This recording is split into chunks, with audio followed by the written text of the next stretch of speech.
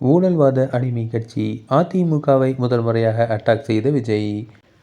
திமுகவை தீய சக்தி என்று விமர்சித்து வந்த விஜய் முதல் முறையாக அதிமுகவை ஊழல்வாத அடிமை கட்சி என விமர்சித்திருக்கிறார்.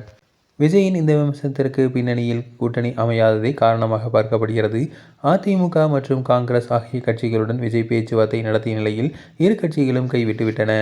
சட்டசபை தேர்தலுக்கு இன்னும் சில மாதங்கள் மட்டுமே இருக்கும் சூழலில் நடிகர் விஜயின் தவேகா முதல் முறையாக தேர்தலில் போட்டியிட உள்ளது.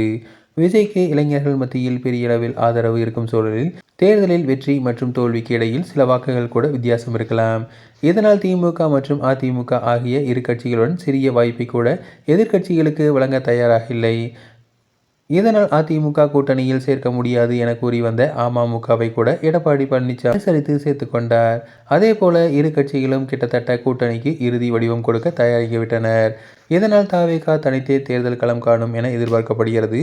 தவேகா தரப்பில் முதலில் அதிமுகவுடன் கூட்டணி பேச்சுவார்த்தைகள் நடைபெற்றது. ஆனால் விஜய் வைத்த டிமாண்டுக்கு ஒத்து வராமல் எடப்பாடி பழனிசாமி பின்வாங்கிவிட்டார். அதேபோல விஜயும் கொள்கை எதிரியாக பாஜகவையும் அரசியல் எதிரியாக திமுகவை முன்வைத்து நிறுத்தினர். கொள்கை எதிரியை பற்றி பெரிதளவில் கூட பேசாத விஜய் திமுகவை மட்டும் ஒவ்வொரு முறையும் கடுமையாக விமர்சித்து வந்தார். இன்னும் சொல்ல போனால் பாஜக என்ற பெயரையே விஜய் கூறவில்லை. அதேபோல அதிமுகவையும் பெரிய அளவில் விமர்சிக்கவில்லை. ஜெயலலிதாவை கூட மேடம் என்றே பொது மேடைகளில் அழைத்து வந்தார். அதிமுக பாஜக கூட்டணி அமைந்தபோது வெளியிடப்பட்ட அறிக்கையில் கூட விஜய் திமுகவையே சாடியிருந்தார். இந்த நிலையில் தவேகாவின் செயல் வீரர்கள் கூட்டத்தில் விஜய் சில விஷயங்களை முதல் முறையாக பேசியுள்ளார். அதில் விஜய் பேசுகையில் தமிழ்நாட்டை இதற்கு முன் ஆட்சி செய்தவர்கள் பாஜகவுக்கு அடிமையாகத்தான் இருந்திருக்கிறார்கள் என கூறியுள்ளார்.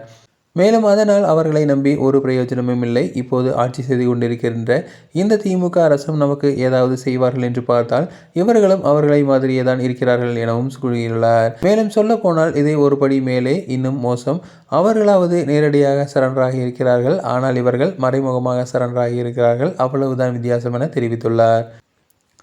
இந்த தேர்தலுக்கு பின் தீய சக்தியிடமிருந்தும் ஊழல்வாத அடிமை சக்தியிடமிருந்தும் தமிழ்நாட்டை விட்டுவிட்டோம் என்று உறுதியாக அறிவிப்போம் என தெரிவித்துள்ளார். திமுகவை தீய சக்தி என்று விமர்சிக்கும் விஜய் ஊழல்வாத அடிமை கட்சி என்று அதிமுகவை விமர்சிக்க தொடங்கியிருப்பது கவனத்தை பெற்றுள்ளது.